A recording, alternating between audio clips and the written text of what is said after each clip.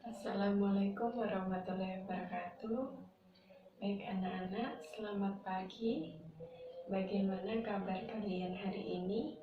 Ibu harap kabar kalian baik-baik saja di rumah kalian masing-masing.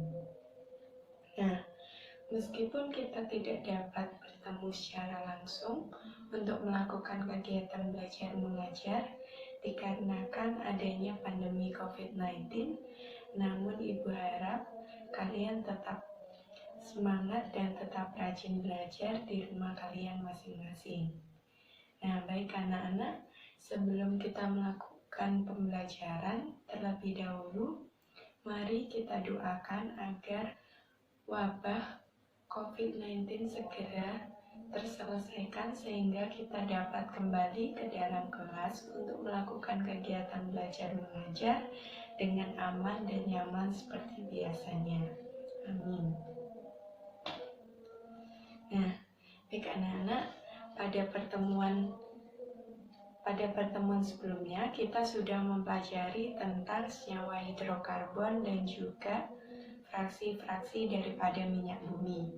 Nah, kalian pasti masih ingat apa sih yang dimaksud dengan senyawa hidrokarbon dan apa saja sih fraksi-fraksi daripada minyak bumi itu sendiri. Nah, baik anak-anak, jadi senyawa karbon adalah senyawa yang mengandung unsur karbon dan juga unsur hidrogen. Kemudian klasifikasi daripada minyak bumi dibedakan menjadi 3. Yang pertama, berdasarkan jumlah atom karbon yang diikat oleh atom karbon lainnya, maka senyawa hidrokarbon dibedakan menjadi 4, yaitu atom C primer, atom C sekunder, atom C tersier, dan atom C kuaterner. Kemudian yang kedua, berdasarkan kerangkanya, senyawa hidrokarbon dibagi menjadi 2, yaitu hidrokarbon alifatik atau hidrokarbon yang memiliki rantai panjang.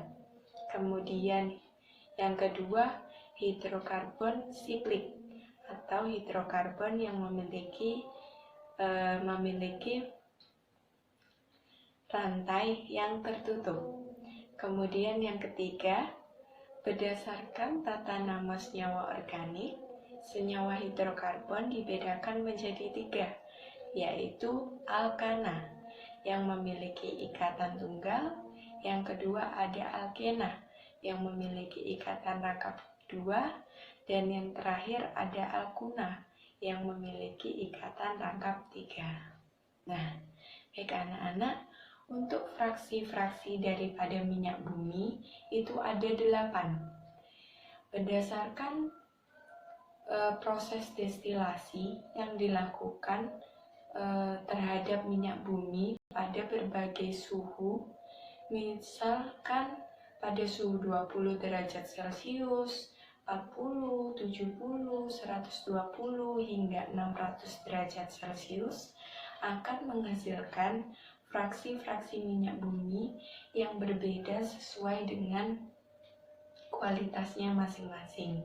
Nah, di mana fraksi minyak bumi yang memiliki kualitas yang paling baik adalah minyak bumi yang berbentuk gas.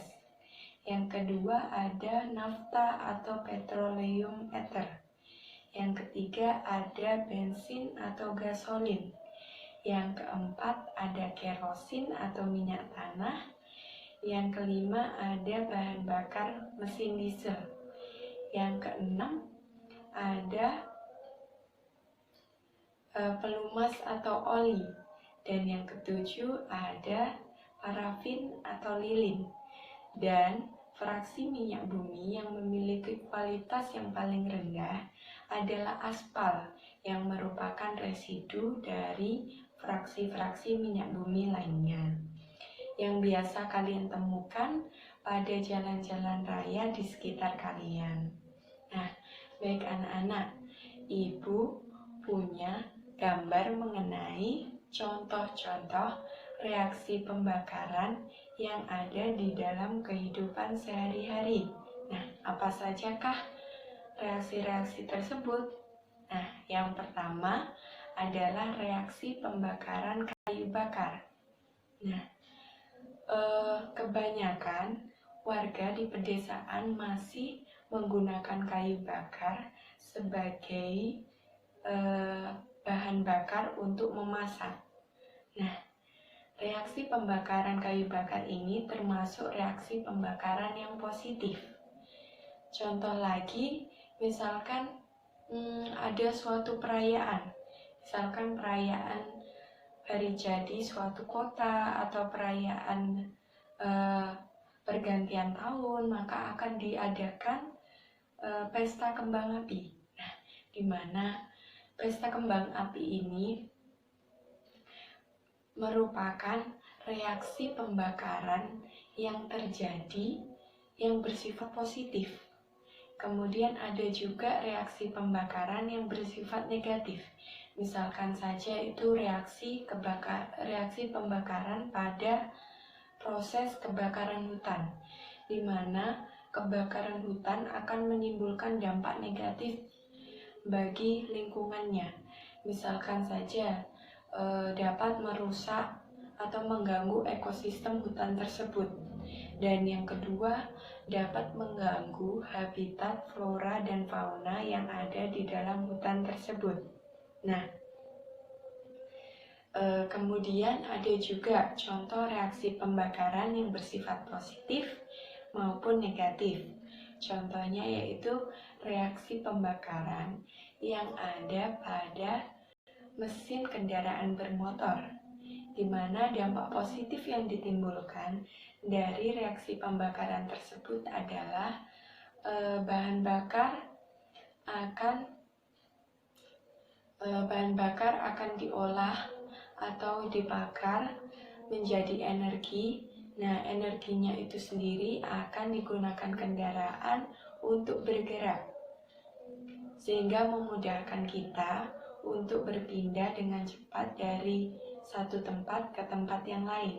Sedangkan dampak negatif yang ditimbulkan dari reaksi pembakaran bahan bakar di dalam mesin kendaraan adalah timbulnya gas buangan yang beracun, misalkan saja karbon dioksida dan juga karbon monoksida. Nah, baik anak-anak, kalian pasti penasaran, apa sih hubungannya contoh-contoh reaksi pembakaran yang telah Ibu jelaskan dengan materi yang akan kita bahas pada pertemuan kali ini? Nah, untuk menjawab rasa penasaran kalian, maka Ibu akan membacakan terlebih dahulu tujuan pembelajaran pada kegiatan pembelajaran hari ini. Baik anak-anak, jadi tujuan pembelajaran pada kegiatan pembelajaran hari ini adalah sebagai berikut. Yang pertama, peserta didik mampu mengidentifikasi reaksi dan juga zat-zat hasil reaksi pembakaran sempurna pada senyawa hidrokarbon dengan benar. Yang kedua, peserta didik mampu mengidentifikasi reaksi dan juga zat-zat hasil reaksi pembakaran tidak sempurna pada senyawa hidrokarbon dengan benar. Yang ketiga, peserta didik mampu menguraikan sifat-sifat zat hasil pembakaran senyawa hidrokarbon yang berupa gas karbon dioksida, gas karbon monoksida, dan juga partikulat karbon dengan benar. Yang keempat, peserta didik mampu menganalisis dampak reaksi pembakaran senyawa hidrokarbon terhadap kesehatan dan lingkungan dengan benar. Yang kelima, peserta didik mampu menyusun gagasan terkait upaya untuk mengurangi emisi zat-zat hasil pembakaran senyawa hidrokarbon dengan benar. Yang keenam, peserta didik mampu mempresentasikan gagasan terkait upaya untuk mengurangi emisi zat-zat hasil pembakaran senyawa hidrokarbon dengan benar. Salah satu contoh hidrokarbon yang paling sederhana adalah metana yang memiliki rumus umum CH4. Nah, metana termasuk salah satu komponen utama dalam gas alam.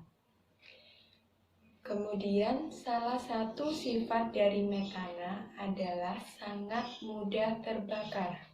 Oleh karena itu, metana dapat mengalami reaksi pembakaran sempurna maupun reaksi pembakaran tidak sempurna.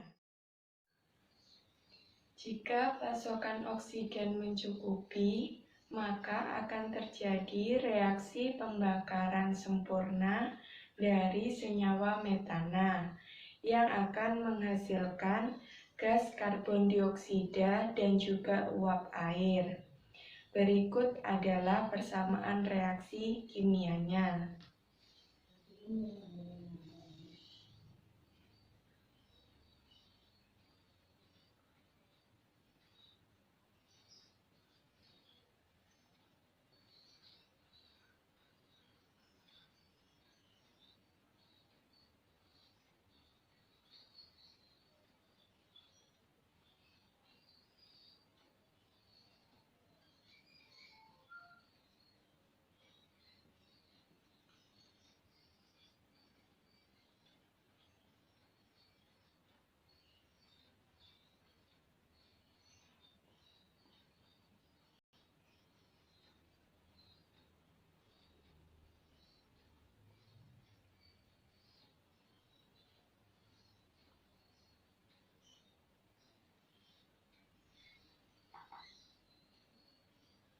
Nah, jadi 1 mol CH4 akan direaksikan dengan 2 mol oksigen menghasilkan 1 mol gas karbon dioksida dan 2 mol uap air plus energi.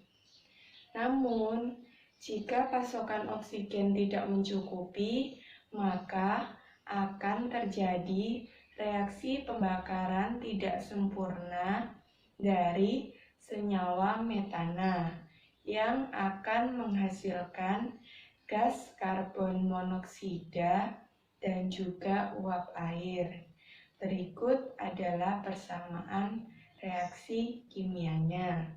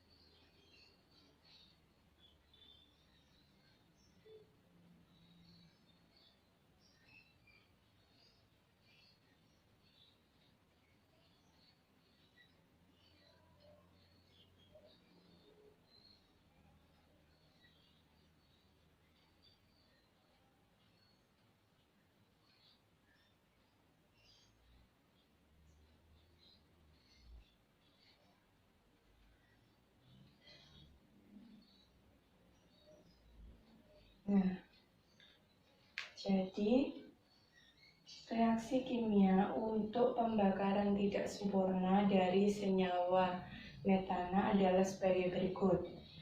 2 mol CH4 akan direaksikan dengan 3 mol oksigen menghasilkan 2 mol gas karbon monoksida dan juga 4 mol uap air yang disertai dengan energi. Nah, jadi energi pembakaran sempurna akan lebih besar jika dibandingkan energi pembakaran tidak sempurna. Baik anak-anak, zat-zat hasil pembakaran sangat banyak sekali. Salah satunya adalah gas karbon dioksida atau gas CO2.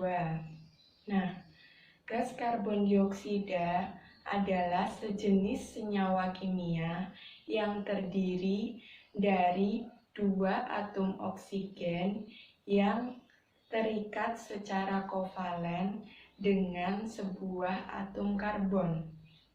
Nah, karbon dioksida berbentuk gas pada keadaan temperatur dan tekanan standar, serta terdapat pada atmosfer bumi. Berdasarkan volumenya, rata-rata konsentrasi karbon dioksida di atmosfer bumi adalah 387 ppm. Walaupun jumlah ini bisa bervariasi tergantung pada lokasi dan juga waktunya. Karbon dioksida dihasilkan oleh semua hewan, tumbuh-tumbuhan, fungi, dan mikroorganisme pada proses respirasinya dan digunakan oleh tumbuhan dalam proses fotosintesisnya. Oleh karena itu, karbon dioksida merupakan komponen yang berperan dalam siklus karbon. Senyawa karbon dioksida ini dapat menimbulkan efek rumah kaca sehingga terjadi pemanasan global. Nah, efek rumah kaca itu sendiri adalah kondisi di mana panas matahari terperangkap di atmosfer bumi yang disebabkan karena adanya gas-gas penyebab efek rumah kaca seperti gas karbon dioksida, karbon monoksida, sulfur dioksida, dan juga oksida nitrogen X.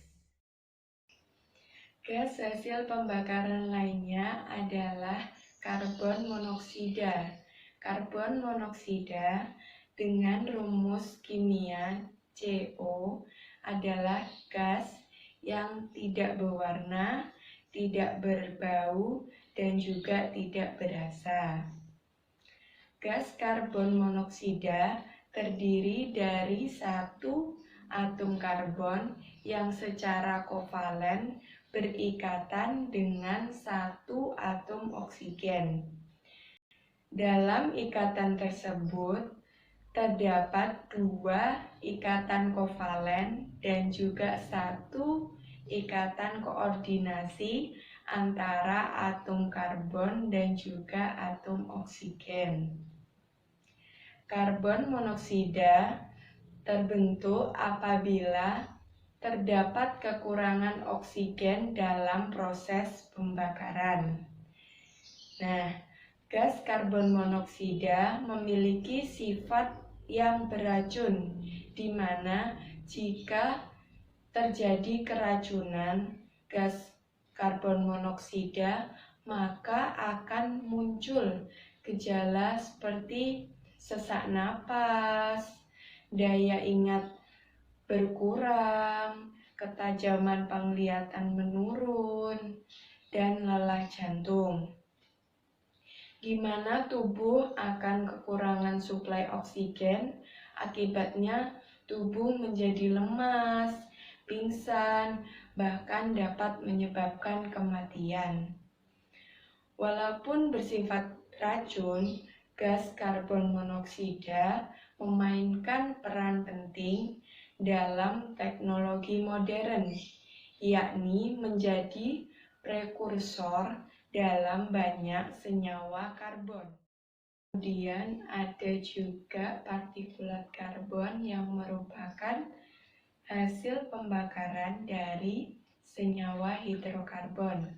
Nah, partikulat karbon itu sendiri adalah ukuran molekul tunggal yang lebih besar dari 0,002 mikrometer, tetapi lebih kecil dari 500 mikrometer dari material padat yang tersuspensi dalam gas atau cairan di atmosfer dalam keadaan normal.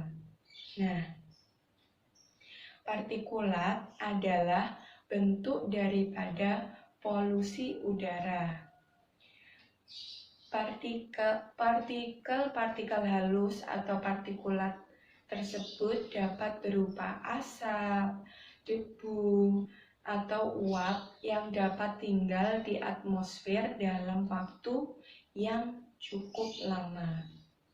Secara ilmiah, partikulat dapat dihasilkan dari debu tanah kering yang terbawa oleh angin, proses vulkanis yang berasal dari letusan gunung berapi, bahkan uap air laut. Partikulat juga dihasilkan dari proses pembakaran yang tidak sempurna dari bahan bakar yang mengandung senyawa karbon murni atau bercampur dengan gas-gas organik, seperti halnya penggunaan mesin diesel yang tidak terpelihara dengan baik dan pembakaran batu bara yang tidak sempurna, sehingga terbentuk aerosol kompleks dari butiran-butiran tar.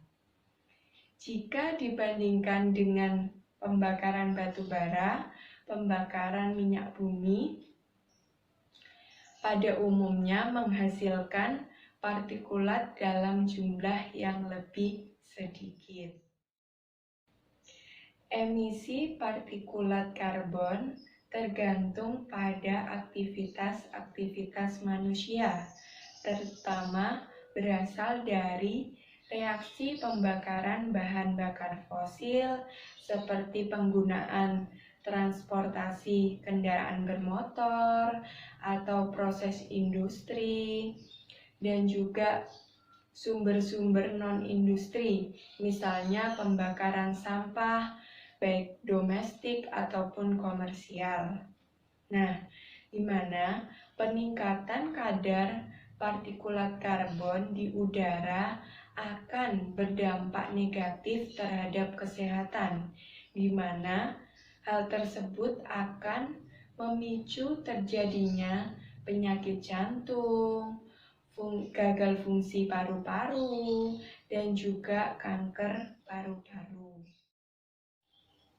Nah, anak-anak, untuk mengurangi emisi gas-gas hasil pembakaran senyawa hidrokarbon, maka kita dapat melakukan hal-hal sebagai berikut. Yang pertama, mengurangi penggunaan bahan bakar fosil, di mana pembakaran bahan bakar fosil, misalkan saja bensin, solar, pertamax, pertalite, dan lain sebagainya, akan menghasilkan gas karbon dioksida dan juga gas karbon monoksida sebagai hasil pembakaran atau sebagai gas buangan. Semakin banyak penggunaan transportasi atau kendaraan bermotor yang berbahan bakar fosil, maka kebutuhan akan bahan bakar fosil juga semakin meningkat, yang akan menyebabkan semakin banyaknya gas-gas yang dihasilkan dari proses pembakaran bahan bakar yang akan berdampak buruk pada kesehatan dan juga lingkungan di sekitar kita. Nah, hal tersebut akan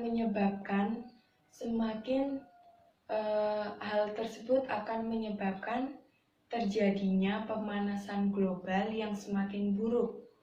Oleh sebab itu, penggunaan alat-alat transportasi yang berbahan bakar fosil sebaiknya diminimalisir atau setidaknya kurangi penggunaan kendaraan pribadi, gunakanlah transportasi umum. Kemudian jika ingin berpergian ke tempat yang jaraknya cukup dekat, kalian bisa menggunakan sepeda atau berjalan kaki. Selain lebih sehat, juga dapat mengurangi penggunaan bahan bakar fosil. Yang kedua adalah menggunakan energi alternatif.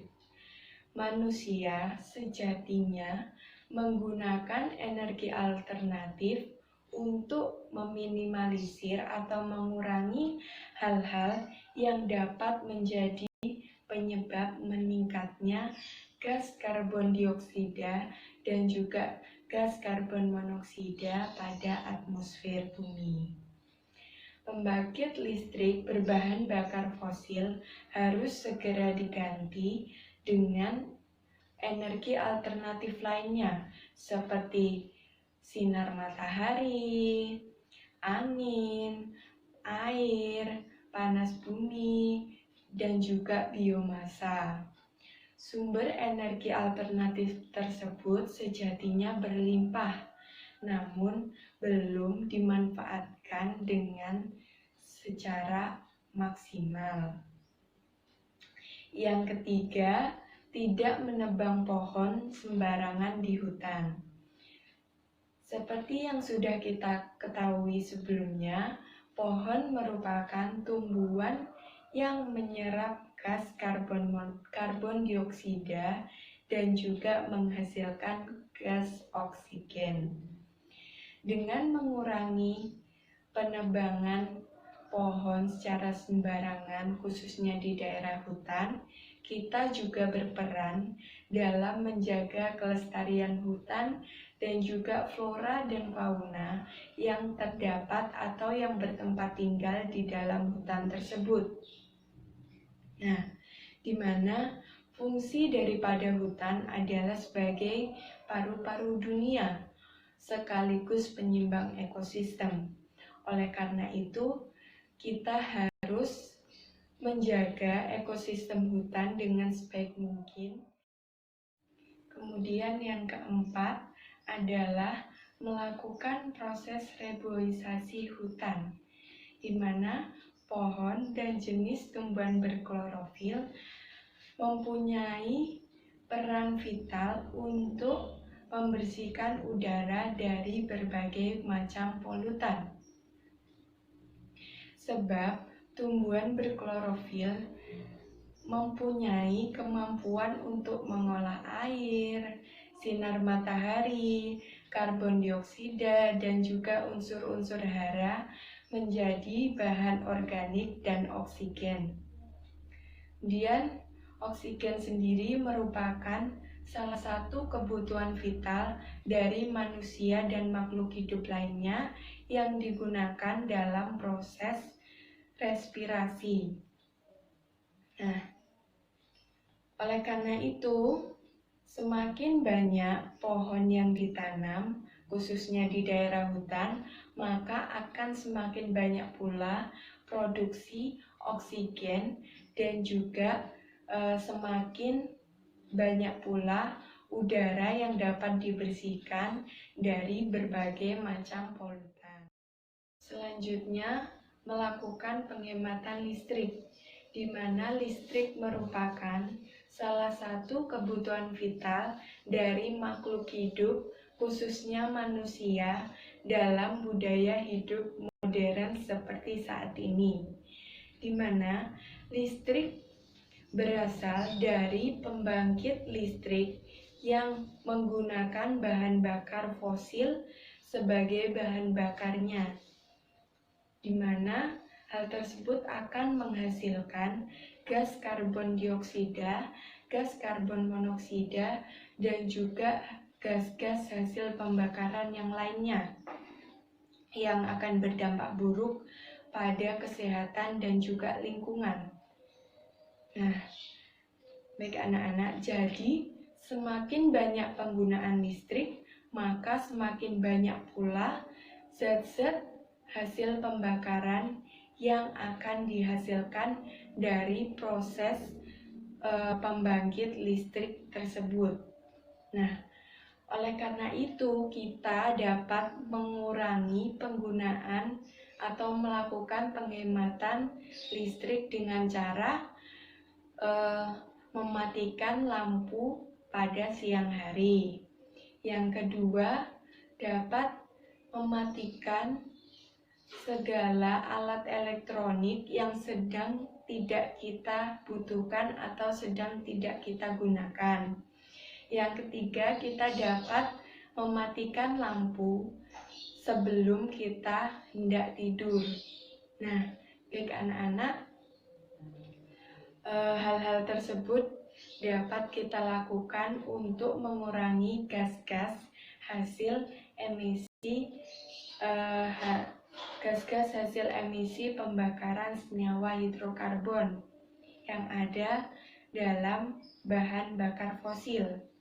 Nah, Ibu harap kalian dapat menerapkan upaya-upaya tersebut di kehidupan sehari-hari kalian. Baik anak-anak, tibalah kita di penghujung pembelajaran. Jadi, kesimpulan materi yang kita pelajari pada pembelajaran hari ini adalah reaksi pembakaran senyawa hidrokarbon berdasarkan jumlah oksigen yang tersedia dibedakan menjadi dua, yaitu reaksi pembakaran sempurna senyawa hidrokarbon dan reaksi pembakaran tidak sempurna senyawa hidrokarbon, di mana hasil reaksi dari pembakaran sempurna senyawa hidrokarbon adalah gas karbon dioksida dan juga uap air. Sedangkan hasil reaksi dari pembakaran tidak sempurna senyawa hidrokarbon adalah gas karbon monoksida, gas karbon dioksida, uap air, dan juga partikulat karbon.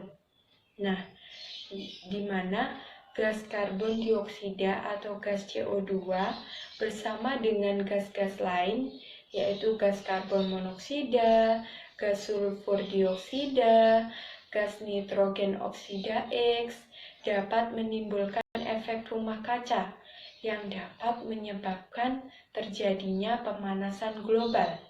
Nah, kemudian ada gas karbon monoksida yang memiliki sifat tidak berwarna, tidak berbau, tidak berasa, dan beracun, di mana apabila terhirup, maka gas karbon monoksida akan berikatan dengan hemoglobin yang ada dalam sel darah merah kita, sehingga dapat mengganggu fungsi hemoglobin untuk mengikat oksigen.